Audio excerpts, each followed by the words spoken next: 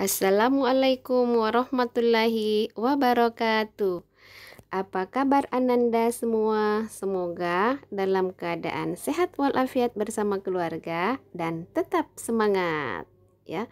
Jadi malam hari ini Bu Guru mohon maaf ya karena terlambat membuat video pembelajarannya, berhubung tadi Bu Guru lagi antri vaksin di Karebosi ya. Mudah-mudahan kita semua diberikan nikmat kesehatan untuk masuk ke bulan Ramadan. Amin.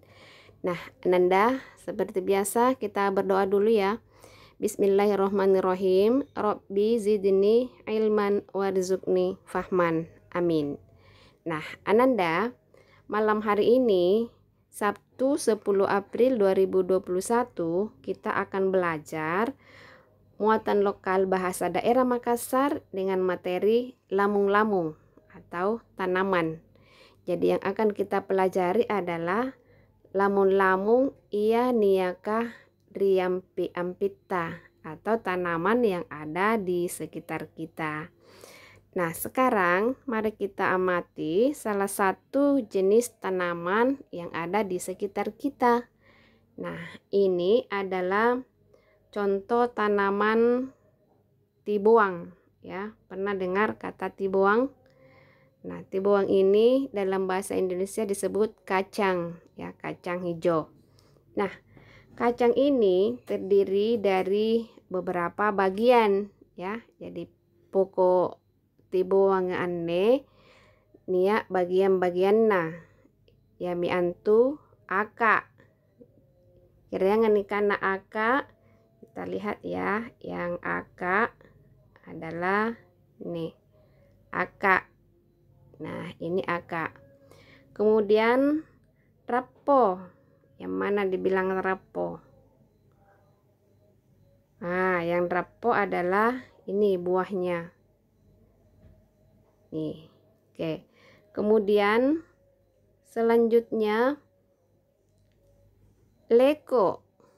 Nih, leko. Kemudian ada batang dan bunga. Jadi leko, yang disebut leko adalah ini. Nah, itu leko artinya daun. Kemudian batang. Nah, ini batang. Batangnya ya, nih batangnya. Jadi batang dalam bahasa Makassar sama dalam bahasa Indonesia batang. Kemudian bunga, bunga juga begitu, sama. Jadi dalam bahasa Makassar maupun dalam bahasa Indonesia itu sama, bunga. Kemudian ada bagian yang paling bawah di sini ya, yang paling bawah ini namanya pokok. Pokok. Jadi batang yang paling bawah namanya pokok. Sedangkan cabangnya yang keluar ya, ini namanya tangke ya, tangke atau dalam bahasa Indonesia tangkai. Tuh, tangke. Kalau bahasa Makassarnya tangke, dalam bahasa Indonesia tangkai. Jadi ini adalah bagian-bagian dari sebuah tanaman. Nah, yang pertama paling bawah aka, kemudian pokok, leko, batang, tangke, bunga, siagang, rapo. Ayo silakan Ananda berlatih menyebutkan bagian-bagian dalam sebuah tanaman. Nah, Ananda, tanaman yang ada di sekitar kita itu ada berbagai jenis. Niat nikana, aring-aring gangang, niat todong, aring, rapo-rapo atau buah-buahan.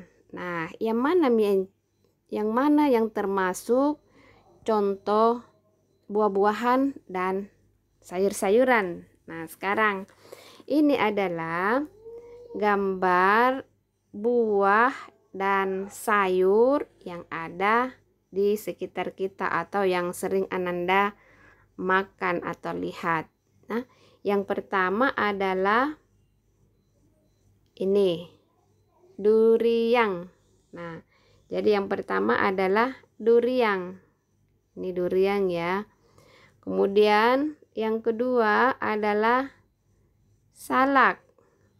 Jadi salak dan durian sama dalam bahasa Makassar.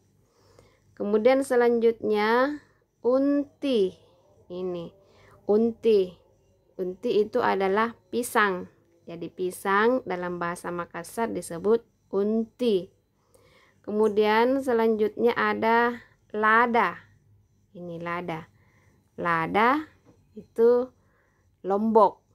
Lombok ya. Ini lombok besar. Kalau lada lada artinya dalam bahasa Indonesia berarti merica. Merica ya. Kalau merica dalam bahasa Makassar marica. Nah, sedangkan ini lada ya, bahasa Makassarnya lada, maka bahasa Indonesianya adalah lombok. Tuh. Kemudian yang terakhir adalah tangan-tangan. Nih, jadi tangan-tangan itu adalah pepaya ya. Dan masih banyak lagi jenis tanaman yang ada di sekitar Ananda ya, termasuk buah-buahan seperti mangga. Ya, mangga dalam bahasa Makassar disebut taipa. Jeruk dalam bahasa Makassar disebut lemo.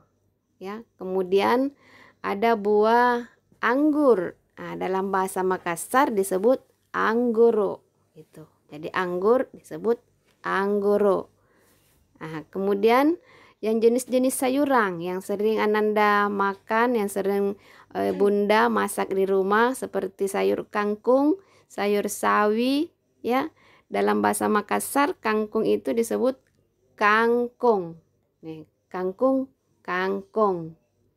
Kemudian kol dalam bahasa Makassar kolu. Ada sawi-sawi. Ada tomat. Tomat itu dalam bahasa Makassar disebut tagalai ya, tagalai. Kemudian ada sayur sinao. Nah, sinao itu bayam ya, itu. Jadi sinao bayam.